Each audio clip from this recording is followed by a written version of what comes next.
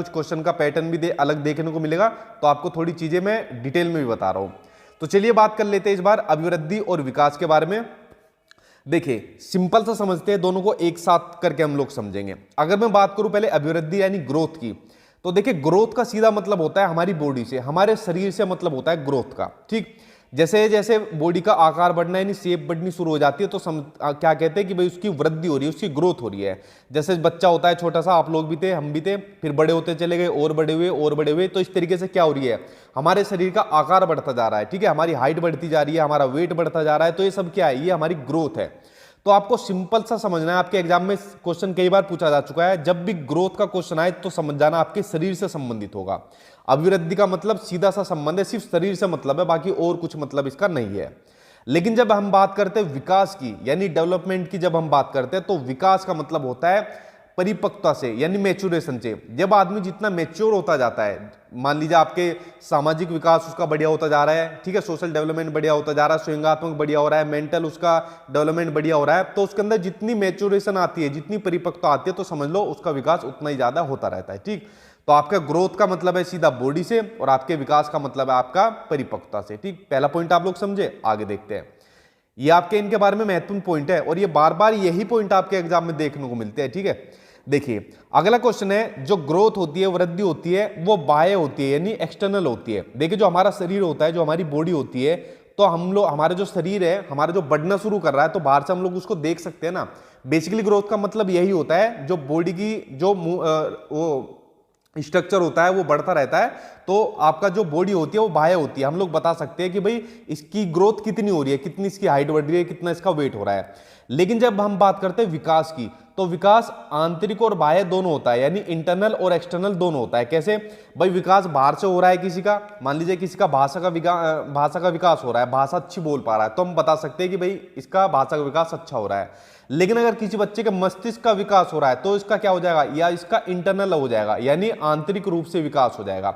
तो जो विकास होता है वो आपका आंतरिक और बाह्य दोनों होता है, लेकिन जो ग्रोथ होती है वो सिर्फ आपकी बाह्य होती है। ये वाला पॉइंट आप लोग समझे।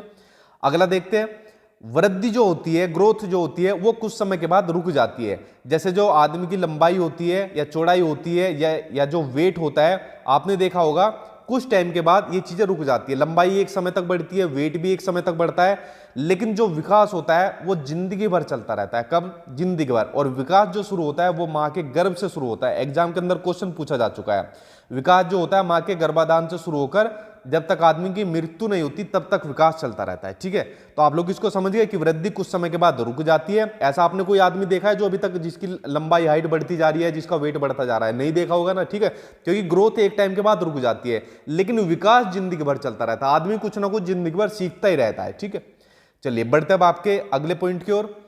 अगला पॉइंट दिया हुआ है, जो ग्रोथ होती है, जो वृद्धि होती है, वो क्रम के अनुसार नहीं चलती, एक सीक्वेंस के थ्रू नहीं चलेगी कि भाई आदमी का पहले वेट बढ़ेगा, वेट बढ़ने के बाद फिर उसकी हाइट बढ़ेगी, या फिर हाइट बढ़ेगी पहले फिर वेट बढ़ेगा। नहीं, कभी किसी आदमी की हाइट बढ़ जाती है पहले, वेट बाद में बढ़ता है, कभी किसी का वेट बढ़ जाएगा पहले, हाइट बाद में बढ़ती है। तो इस तरीके से जो वृद्धि होती है उसका कोई क्रम नहीं होता, उसका कोई सीक्वेंस नहीं होता। लेकिन जो विकास होता है, विकास का एक निश्चित क्रम होता है, विकास का एक निश्चित क्रम होता है। ठीक है, एक सीक्वेंस के अंदर ये बढ़ेगा। जैसा मान लीजिए किसी बच्चे का मानसिक विकास हो रहा है, तो वो चीजें क्या काम करेगा, सीक्वेंस से सीखेगा। भाई पहले उसने ये चीज सीखी, ठीक है, जैसे मान लीजिए अल्फाबेट सीखे, अल्फाबेट सीखने के बाद फिर उसने शब्द बनाना सीखे, वाक्य प्रयोग करना सीखा। तो इस तरीके से क्या होता है, विकास सीक्वेंस में चलेगा। लेकिन जो वृद्धि होती है वो सीक्वेंस में नहीं चलती। ठीक, यहां तक आप लोग पॉइंट समझे। अगला पॉइंट देखिए, जो वृद्धि होती है वो दिशाहीन होती है, यानी वृद्धि की कोई डायरेक्शन नहीं होती है। वही वृद्धि ऐसे थोड़ी है कि मान लीजिए पहले आपके हाथ की तरफ बढ़ेगी, आपके पैरों की तरफ बढ़ेगी। वृद्धि किसी भी तरह के तरफ हो सकती है, आपकी किसी भी व्यक्ति के किसी भी तरफ को हो सकती है। तो वृद्धि क्या होती है, दिशाहीन होती है, कोई दिशा नहीं होती।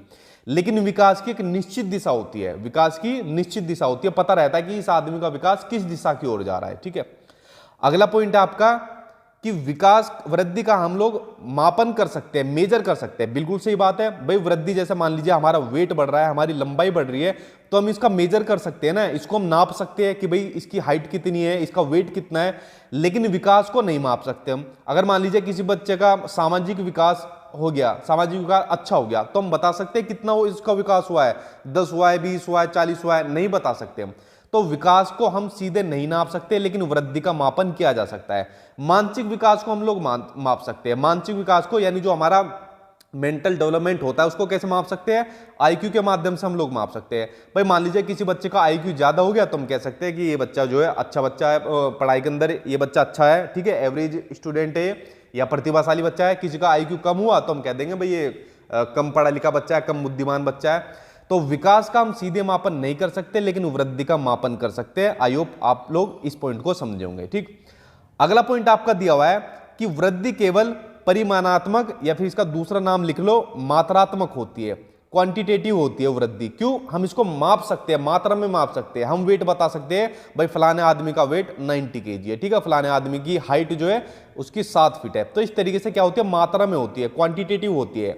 लेकिन जो विकास होता है ना, ये आपका क्वांटिटेटिव और क्वालिटेटिव दोनों होता है, यानी परिमाणात्मक और आपका गुणात्मक विकास दोनों हो सकता है। ठीक है, किस आदमी के अंदर गुणों का कितना विकास हो रहा है या उसके अंदर किस चीज को मात्रा में हम नाप सकते हैं, दोनों ही चीज हो सकती है। तो वृद्धि केवल आपकी मात्रात्मक होती है और विकास आपका मात्रात्मक गुणात्मक दोनों होता है। अगला देखते हैं, अगला पॉइंट आपको दिया हुआ है वृद्धि होने से विकास हो भी सकता है और नहीं भी। देखिए बेसिकली जो वृद्धि होती है ना, ये आपके विकास का ही एक पार्ट होती है, विकास का एक भाग होती है। सिंपल समझिए, वृद्धि जो होती है वृद्धि होती है बच्चा और विकास होता है पापा। इस तरीके से आप लोग याद कर सकते हो। ठीक है, तो ये इसी का बेटा है विकास का, वृद्धि। तो वृद्धि होने से विकास हो भी सकता है और नहीं भी। वो कैसे? देखिए मान लीजिए कोई आदमी मोटा होता जा रहा है। अब आदमी मोटा होता जा रहा है तो उसका वेट बढ़ रहा है, यानी उसकी ग्रोथ हो रही है, उसकी वृद्धि हो रही है। तो जरूरी थोड़ी अगर वो मोटा होता जा रहा है तो उसका विकास भी होता जाएगा, नहीं होगा, ऐसा नहीं। ठीक है, लेकिन अगर मान लीजिए जो विकास होता है, जो पापा होता है वृद्धि का, ठीक है, ये वृद्धि के भी बिना भी संभव है, इसको वृद्धि की जरूरत नहीं है। आपने देखा होगा कि कुछ व्यक्तियों का आकार या उनकी हाइट जो होती है बाहर नहीं बढ़ता, लेकिन उनका नैतिक विकास, सामाजिक विकास और जो मेंटल डेवलपमेंट, बौद्धिक विकास होता है वो बहुत हाई हो जाता है।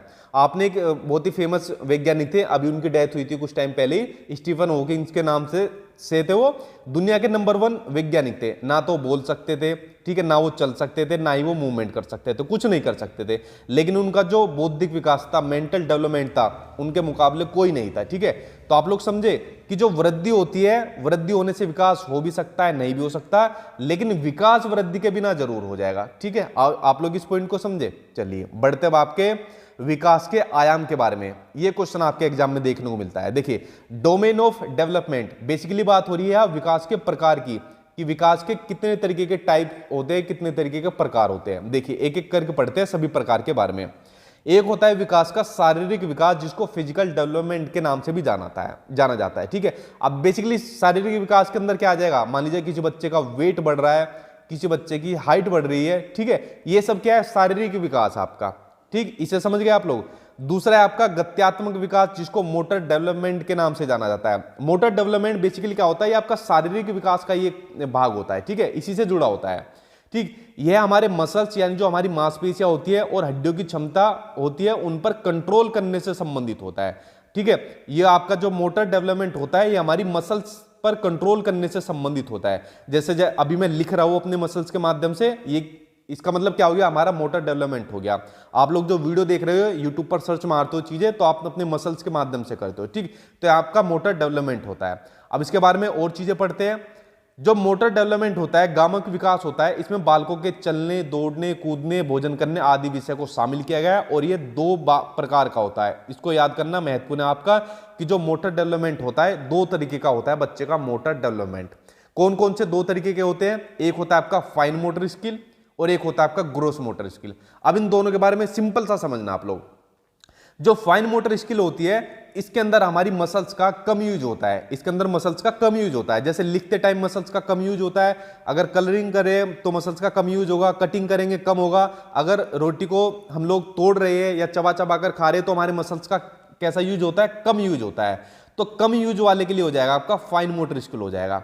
लेकिन जिसके अंदर हमारे मसल्स का ज्यादा यूज होता है वो हो जाएगा आपका ग्रोस मोटर स्किल। तो ग्रोस मोटर स्किल के अंदर हमारे मसल्स का ज्यादा यूज होता है। जैसे स्विमिंग करते टाइम तो हमारे मसल्स का ज्यादा यूज होगा, जंपिंग करते समय, रनिंग करते समय।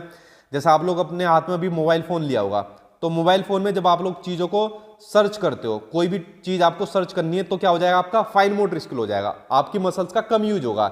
लेकिन अगर यही मोबाइल फोन आपको अपनी दीवार में मारना है, किसी में तोड़ना है, ठीक है, किसी के सर में मारना है, तो आपके मसल्स का ज्यादा यूज हो जाएगा, तो ये हो जाएगा आपका ग्रोस मोटर स्किल। ठीक, आई होप आप लोग फाइन मोटर स्किल और आपका ग्रोस मोटर स्किल के बारे में जान गए होंगे। उसके अलावा दूसरा विकास आपका मानसिक विकास। ठीक है, अब देखिए जो मेंटल डेवलपमेंट होता है, जो संज्ञानात्मक विकास होता है, तो मानसिक विकास के अंदर बेसिकली क्या काम होता है, ये हमारी मानसिक क्रियाओं से संबंधित होता है। किससे? मानसिक क्रियाओं से संबंधित होता है हमारा मानसिक विकास। अब मानसिक क्रियाएं हमारी देखिए कौन कौन सी होती है, जैसे चिंतन करना यानी थिंकिंग करना, जैसे आप लोग चिंतन कर रहे हो कि भाई हमारा एग्जाम कैसे पास होगा, कितना स्कोर आएगा। उसके अलावा समस्या समाधान करना, जब आप लोगों को ये चिंतन कर रहे हो तो समस्या का समाधान भी कर रहे हो कि यार सचिन सर की वीडियो देखते हैं, उनके नोट्स पढ़ते हैं, प्रैक्टिस करते हैं। ठीक है, उसके अलावा आप लोग तर्क भी करते हो अपने दोस्त से, नहीं भाई ऐसे कर वैसे कर, और वितर्क भी करते हो, यार मेरा तो होगा ही नहीं किस तरीके से। ठीक है, तो ये बेसिकली जितनी भी ये जो मानसिक क्रिया है, ये आपके मेंटल डेवलपमेंट से संबंधित है। ठीक है, तो ये आपका मानसिक विकास हो गया। उसके अलावा अगर हम बात करें सामाजिक विकास की, सोशल डेवलपमेंट की, तो सामाजिक विकास के अंदर होता है जब समाज के लोगों से कैसे व्यवहार करना है, ये नियम सीखे जाते हैं। जो समाज के जो लोग होते हैं, भाई समाज के अंदर कौन आ जाएगा, हमारी फैमिली आती है, स्कूल आता है, पड़ोस का जो हमारे वो होते हैं पड़ोसी होते हैं वो आते हैं। ठीक, तो इनके समाज के साथ हमें कैसे व्यवहार करना है, कैसे हमें समाज के नियम सीखने, तो ये हो जाता है आपका सामाजिक विकास होता है। तो बच्चे का ये भी सामाजिक विकास होता रहता है। जैसे हम लोग भी छोटे से थे, जब स्कूल के अंदर गए कुछ और चीजें सीखे, जब बड़े होते गए तो अपनी कुछ और चीजें सीखते गए। ठीक, चलिए अगला होता है आपका सामवेगिक विकास यानी कि इमोशनल डेवलपमेंट। जैसे इसके नाम से पता चल रहा है, जब किसी को अपने इमोशंस पर कंट्रोल करना आ जाता है। इमोशंस आदमी के कौन कौन से होते हैं, जैसे मान लीजिए प्यार करना, ठीक है, गुस्सा करना, डरना, ये सब क्या है, आदमी के इमोशंस होते हैं। जब आदमी को इन पर क्या आ जाता है, कंट्रोल करना, यानी इन पर नियंत्रण करना आ जाता है, तो समझ जाना उसका बच्चे का इमोशनल डेवलपमेंट हो चुका है। जैसा आपने देखा होगा, छोटा बच्चा जो होगा ना, अगर छोटे बच्चे को गुस्सा आ गया तो वो मुंह पर भी थप्पड़ मार देगा, मम्मी पापा के, दादा दादी के ऊपर मार देगा, चाहे दुनिया का कोई भी बड़े से बड़ा आदमी हो उसके मार देगा जरूर। ठीक है, क्योंकि उसे अपने इमोशंस पर कंट्रोल करना ही नहीं आता है। ठीक है, तो ये होता है आपका सामवेगिक विकास, इमोशनल डेवलपमेंट, जब इमोशंस पर कंट्रोल करना आ जाता है। ठीक, उसके अलावा अगला है आपका नैतिक विकास यानी कि मोरल डेवलपमेंट। देखिए मोरल डेवलपमेंट के अंदर बेसिकली क्या होता है, इसमें सही गलत की समझ होती है। क्या होती है? सही गलत की समझ होती है। जैसे छोटे बच्चों को बताया जाता है कि भाई जब आप स्कूल के अंदर जाते हो तो स्कूल के अंदर जब छुट्टी हो जाए तो सीधा आप लोग घर आना, इधर उधर मत जाना, ठीक है, वरना कोई आपको उठा लेगा या आप कुछ भी मतलब इस तरीके से आपको बताएगा। तो सही गलत के बारे में पता चलता है, पाप पुण्य के बारे में पता चलता है कि भाई देखो चोरी मत करना आप लोग, ठीक है, चोरी मत करना वरना आपको पाप लगेगा। ठीक है, और दूसरों की मदद करना तो आपको पुण्य लगेगा। जब इस तरीके की समझ का विकास बच्चे के अंदर होता जाता है तो समझ जाना बच्चे का नैतिक विकास हो रहा है। ठीक, तो फ्रेंड्स जो डेवलपमेंट के जो आपके डोमेन थे वो मैंने आपको बता दिए, जितने थे जो आपके महत्वपूर्ण थे। अब बात करते हैं बाल विकास के सिद्धांत की।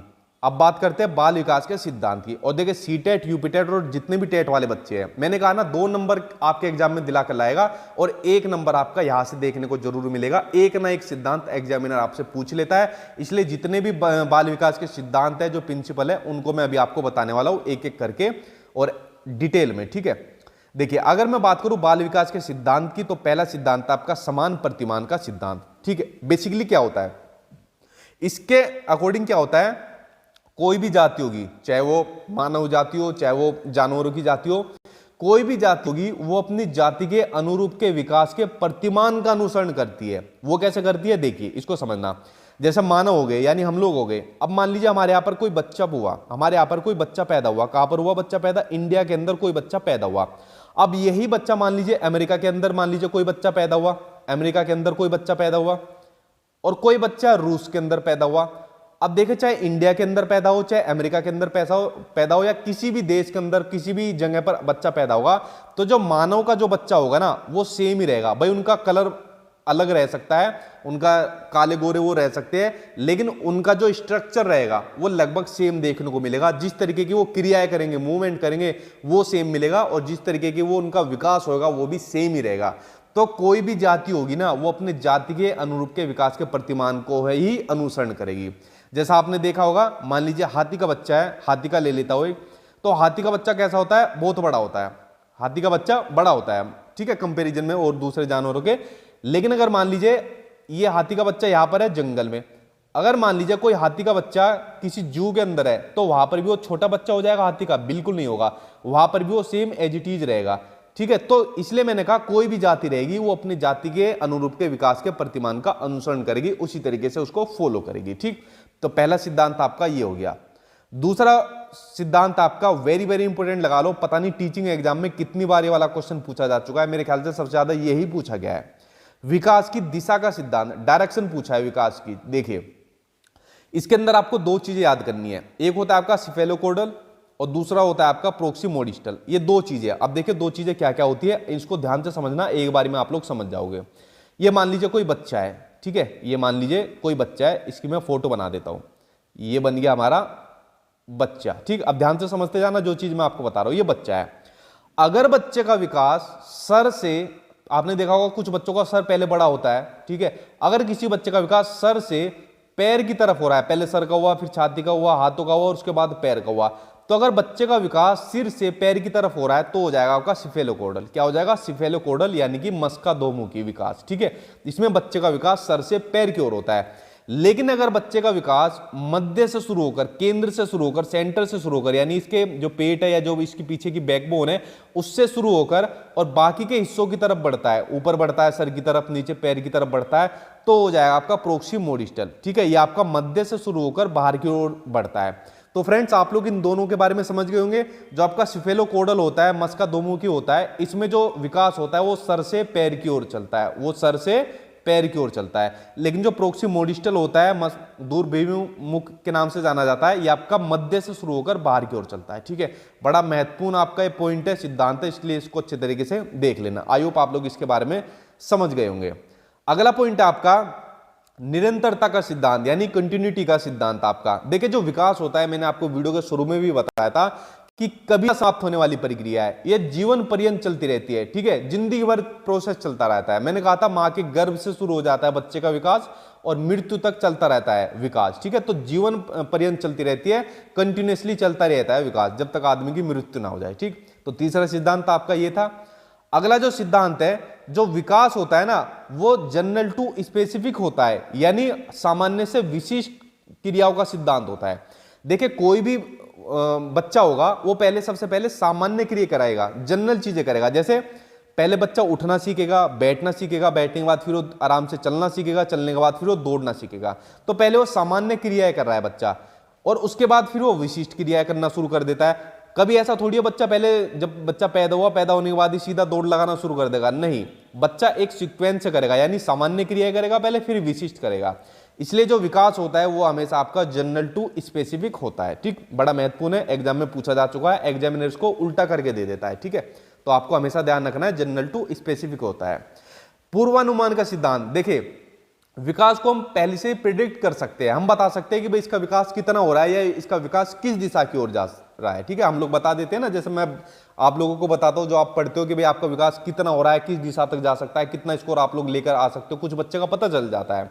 तो ये बात बिल्कुल सही है कि विकास का पहले से अनुमान लगाया जा सकता है, उसको प्रेडिक्ट किया जा सकता है कि डेवलपमेंट का कितना विकास किस दिशा की ओर जा रहा है। ठीक, जो अगला सिद्धांत है, अगला सिद्धांत है एकीकरण का सिद्धांत। जैसे इसके नाम से पता चल रहा है एकीकरण का मतलब, ठीक है, यानी यूनिटरी प्रोसेस। इसके अंदर क्या होता है, जैसा मान लीजिए फॉर एग्जांपल हम अपने जब चलते हैं तो हम अपने हाथ पैर का यूज करते हैं, हमारे पैर भी चलते हैं लेकिन हमारे हाथ भी एक साथ चलते हैं। तो ये क्या है, एकीकरण का सिद्धांत, यानी एक साथ हम चीजें यहाँ पर, क्रिया यहाँ पर कर रहे हैं। ठीक, तो एकीकरण का गुण भी बच्चे के अंदर पाया जाता है। ये वाला सिद्धांत हो गया। अगला सिद्धांत देखिए, वेरी वेरी इंपोर्टेंट सिद्धांत आपका व्यक्तिगत विभिन्नता का सिद्धांत, यानी इंडिविजुअल डिफरेंसेस। देखिए आप लोग मुझे एक बात बताइए, जो आप लोग वीडियो देख रहे हैं या जैसे इस दुनिया के अंदर जितने भी मनुष्य जाति के जो लोग हैं, तो सभी के अंदर इंडिविजुअल डिफरेंसेस देखने को मिलता है। भाई कोई छोटा है, कोई लंबा है, कोई मोटा है, कोई पतला है, ठीक है, कोई काला है, कोई गोरा है, किसी का आईक्यू लेवल ज्यादा है, किसी का आईक्यू लेवल कम है। तो ये सब चीज क्या है, ये इंडिविजुअल डिफरेंसेस तो है, व्यक्तिगत विभिन्नताएं होती है ना हर किसी के अंदर। तो व्यक्तिगत विभिन्नता का सिद्धांत भी क्या है आपका, विकास का सिद्धांत है। ठीक है, व्यक्तिगत विभिन्नता के अकॉर्डिंग चलता है विकास का सिद्धांत।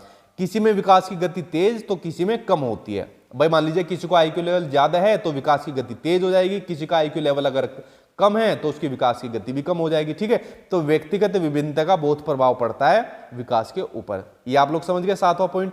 अगला पॉइंट देखिए, वर्तालुकार बनाम रेखीय प्रगति का सिद्धांत। देखिए विकास कभी भी ऐसे एक आपका एक लाइन में नहीं होगा, एक रेखा में नहीं होगा आपका विकास, ठीक है। विकास हमेशा कैसे चलता रहता है, कभी ज्यादा हो जाएगा, कभी कम हो जाएगा, ज्यादा हो जाएगा और ज्यादा हो जाएगा, कम हो जाएगा, इस तरीके से विकास चलता रहता है। एक सिंगल लाइन में, एक रेखीय लाइन में विकास कभी भी नहीं होता। जैसा आपने देखा होगा जो हमारी हार्ट बीट चलती रहती है, ठीक है, वो हमारी ऐसे ही चलती रहती है, कभी कम कभी ज्यादा। अगर ऐसे चल गई तो समझ जाओ आदमी की मौत हो गई, वो मर गया, ठीक है। तो इसी तरीके से विकास भी है, तो विकास कम ज्यादा होता रहता है, लेकिन कभी भी एक रेखा में नहीं होता, एक रेखा की तरह नहीं चलता है, ठीक है। उसकी जो स्पीड होती है कभी धीमी तो कभी तेज होती रहती है। अगला पॉइंट आपका अंतर संबंधित विकास का सिद्धांत। देखिए जितने भी विकास के आपको मैंने आयाम बताए थे, डोमेन बताए थे, चाहे आपका फिजिकल बताया, चाहे आपका मेंटल बताया, कोग्निटिव, चाहे आपका सोशल बताया, चाहे आपका इमोशन बताया, जितने भी विकास के सिद्धांत है ये क्या होते हैं, आपस में अंतर संबंधित होते हैं और परस्पर निर्भर होते हैं। एक विकास का असर दूसरे पर बिल्कुल पड़ता है। देखिए मान लीजिए जैसे आप बच्चों के लिए शारीरिक विकास करने के लिए मिड डे मील की योजना शुरू कर दी थी 1995 में, और कल की वीडियो में मैंने बताया था मिड डे मील का नया नाम मुझे बताओ, जो अभी नया नाम रखा गया है, ठीक है। तो ये किस लिए शुरू करी थी कि भाई स्कूल के अंदर पहले बच्चों का मेंटल डेवलपमेंट तो हो ही रहा है, ठीक है, लेकिन उसके साथ साथ बच्चों का शारीरिक विकास भी करना चाहिए, इसलिए बच्चों को एक गुणवत्तापूर्ण भोजन देना चाहिए, ठीक है। तो इसलिए कहा गया है कि अंतर संबंधित होते हैं, विकास के जितने भी डोमेन होते हैं वो सभी अंतर संबंधित होते हैं। तो देखिए फ्रेंड्स